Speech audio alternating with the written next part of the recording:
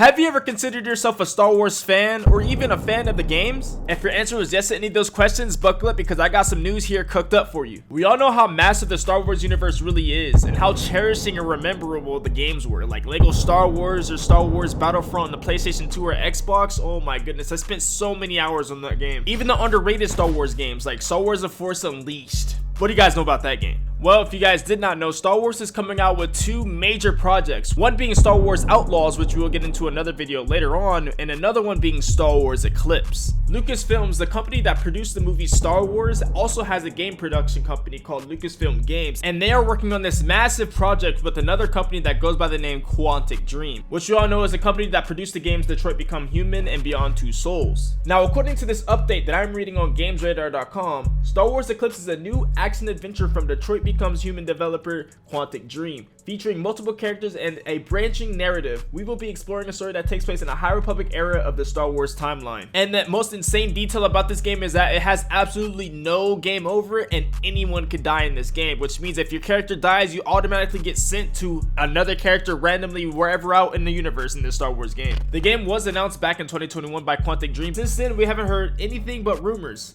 Until now. Like mentioned a few moments ago, the timeline is based in a High Republic era, which is hundreds of years before Anakin and Han Solo, which is the prime time for the Jedi. It's actually crazy to think that the High Republic era is like some sort of urban legend in the Star Wars world that we know today. Now, Lisa Pence, the vice president of marketing at Quantum Dream, told IGN this during an interview. While the studio wants people to know this is an action adventure game, it will still have all of the elements that you would expect from a Quantum Dream title, including erratically branching narratives and the ability to play as different characters. Another key element is that no matter how badly you screw up or who dies, the game story will keep on chugging, which means, let's say you have played this one character for like 3 days straight, never died, right? Dies out of nowhere, now you're gonna spawn in a whole nother character, have a whole new storyline ahead of you. Is it me or is this game started to sound similar to that Everywhere game we talked about? Because on God, this has sounded fire. This is basically one of those games that you can never really get bored at, you know what I mean? Because it's just gonna continuously be a new storyline being introduced. There's no game over, said Pence. Anyone can die, anything can happen, and the story sort of continues so that those signatures are still there. And if you guys played the game Beyond Two Souls, you guys are kind of similar with this concept and how it's going to work. Like the part in the game where you had to escape the police, and if you got caught, you basically had to escape from another perspective from another person. Usually when Star Wars drops a game and they don't keep it accurate to the movies like how they did in Lego Star Wars, they'll drop a tight packed game that is still canon anyways, like in Star Wars The Force Unleashed or in Battlefront 2 or Battlefront 1. We don't bring up the Souls-like Star Wars game that came out, The Last Jedi, because that has really nothing to do with this. I think it was called that game. I honestly don't remember what it was called. And obviously the latest Lego Star Wars game that came out is accurate to the recent Jedi series. Lisa Pence did mention that this game will be an action adventure title compared to the other games that are more like cinematic experiences, which means that we will have a lot more opportunity when it comes to combat in this game compared to the other games. I mean, it better be combat in this game. It's a fucking Star Wars game. What do they expect? And since Quantic Dream is going with the whole anyone can die, the game never ends thing, I'm going to assume that they're going to incorporate AI within this game, which would essentially mean that AI will continuously keep building storylines and characters as you go on playing the game. Now the real question is, what will the ratio be from actual developers making the missions and side quests to AI making the missions and side quests? We will really know the answer to that until the game comes out. The only way I can really see this game kind of working like that is if they do a huge persistent universe, kind of like in Star Citizen, you know what I mean? Also, it isn't clear whether or not the game will be multiplayer, because if it is, that will be sick. If it's not, it is what it is. The only thing is, if they don't make it multiplayer and if they don't make the universe persistent, why come out with Star Wars Outlaws and come out with this game if essentially Star Wars Outlaws is just Starfield but Star Wars? You know what I mean? Like, you can't really fly the ships, but you can like do hella missions. Compared to in Star Wars Eclipse, you can actually fly the ships, go to other planets like in Star Citizen. Either way, I still think the game will be very enjoyable. If you guys did enjoy Detroit Becomes Human or Beyond Two Souls,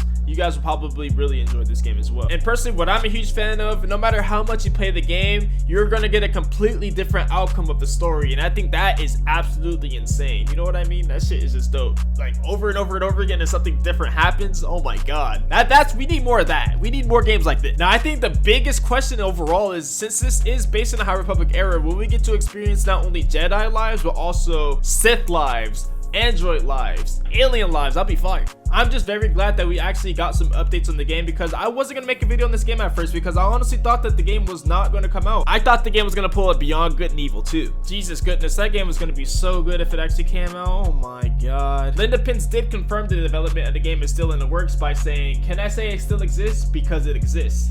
She told IGN that. It's not ready, it's simmering. A Chinese game company that goes by the name NetEase has actually bought ownership in Quantic Dream last year, but Linda Pitts actually insisted that the developers actually take their time on the game. She said one of the amazing things about working with NetEase is that they're not imposing release dates on us. Quantic Dream has always released games when they're ready, and I think the high level of quality you get when you buy a Quantic Dream game is a testament to the value of the approach, and it's the same exact thing with Star Wars Eclipse. So you will know, but it's too early right now to give any updates on it. Me personally, I agree with her. I'd much rather play a game that they took their time on compared to playing a rush game like Anthem and then we get complete shit. Like, really think about it. Imagine if Rockstar Games dropped GTA 6 3 years after GTA 5 came out. It would be nowhere near as good as it's going to be when it comes out. Now, I personally didn't play Detroit Become Human, but I did watch Let's Plays of it, and the game was absolutely amazing. And coming from a personal standpoint from the game Beyond Two Souls, oh my goodness, the narrative cinematic, oh my goodness, it was so beautiful, so perfectly well done. Again, the game was also only announced in 2021. GTA 5 was announced in 2011, didn't come out until 2013.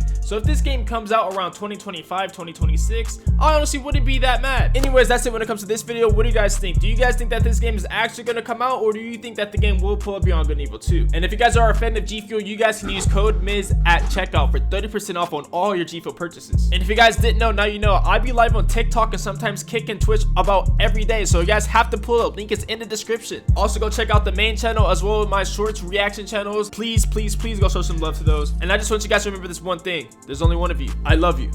Peace. Gone.